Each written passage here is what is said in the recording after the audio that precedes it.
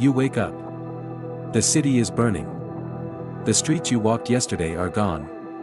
Your phone is dead. You don't know where your family is.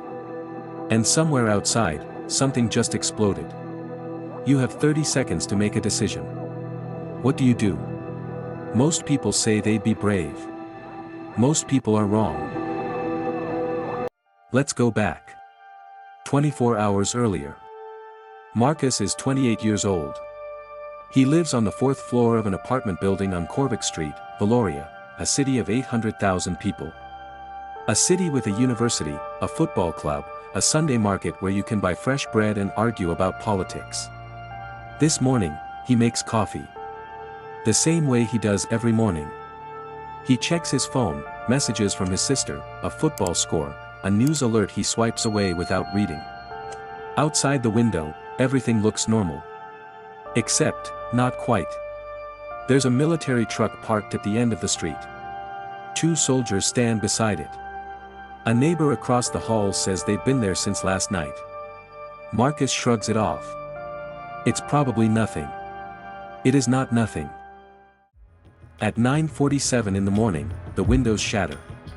Not one explosion. 3. Then 5. Then too many to count. The building shakes like something underneath the earth just woke up angry. The power goes out. The ceiling cracks. Dust falls like snow, and for one surreal second, Marcus just stands there in his kitchen, coffee cup still in his hand, completely frozen. That's what people don't tell you about war. The first few seconds, your brain refuses to believe it. It searches for another explanation. Gas pipe. Construction. Anything but this. Then the screaming starts. And your body finally catches up with reality. Marcus runs for the door. The hallway is chaos, neighbors pushing, a child crying somewhere, an old man on the floor. The staircase is cracked but holds. He makes it outside just as the top floor of the building next door collapses inward like a crushed paper cup. He's alive. For now. But now what? No signal on his phone. The roads are blocked, military vehicles, burning cars, people running in every direction and no one knowing which direction is safe. Here's what nobody prepares you for: in war, there is no map. No instructions. The things you thought you knew, call emergency services, find a safe building, wait for help, all of it disappears. Because the emergency services are overwhelmed. The safe buildings don't exist anymore. And help is not coming anytime soon. Marcus ducks into a side street. He finds a basement door, a bakery storage room. He kicks it open. Inside, already, are 7 people. A woman with 2 young children. An elderly couple. A teenage boy with a bleeding arm. 2 men he doesn't recognize. They stare at each other. Nobody knows what to do. Nobody's in charge. Nobody has a plan. And then one of the strangers closes the door. Slides the bolt. And they sit together in the dark, 8 people, listening to the world end above them. Now the real survival begins. 2 hours pass. Then 3. The explosions get closer, then farther, then stop entirely. For 20 minutes, silence. The kind of silence that's louder than noise. Then Marcus hears something. Through the thin basement door. A sound between crying and coughing. Small. High-pitched. A child. Outside. Alone.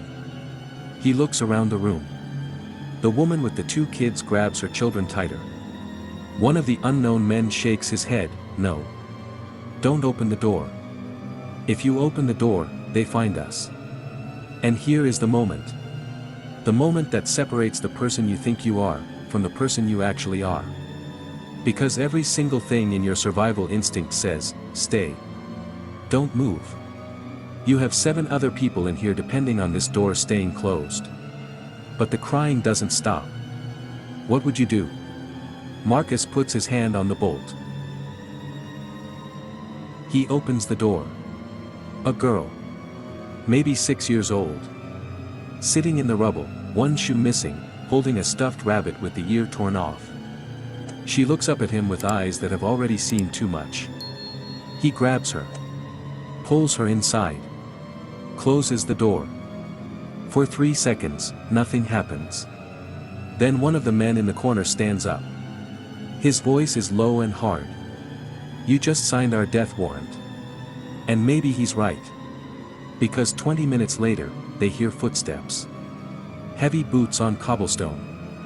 Voices, 2 of them, in a language Marcus half understands. Soldiers. And they're moving toward the basement door. Someone in the room makes a sound. Just a small sound. But it's enough. The footsteps stop. This is the moment in war where everything comes down to luck, and luck alone. The footsteps move on. Whether they heard and chose to ignore it, or genuinely missed them, Marcus will never know. Some moments in survival can't be explained. They just happen. The group moves at nightfall.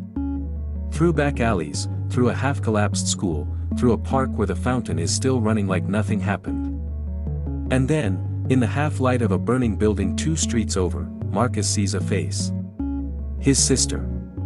She's with a group of 30 people, moving toward a humanitarian corridor on the eastern edge of the city.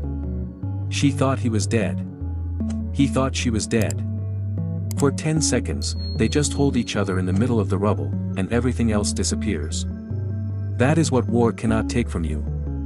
Connection. The reason you keep moving when every muscle in your body says stop. They walk through the night. All of them. The woman with her children. The elderly couple. The teenage boy with the bandaged arm. The girl with the stuffed rabbit. They make it to the corridor. Not everyone does. Right now, there are over 110 million people in the world who have been forcibly displaced by conflict. That's more than at any point in recorded history. These aren't numbers. They're people who had coffee on a normal morning. Who had a phone full of messages. Who thought the military trucks were probably nothing.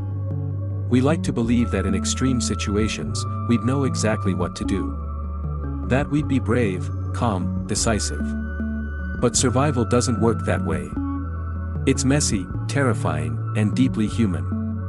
The real question isn't what would you do in a war. The real question is, what does your answer tell you about who you actually are?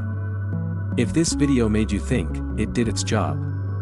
Drop a comment, would you have opened that door? And if you want more stories that get under your skin, subscribe. We'll be here.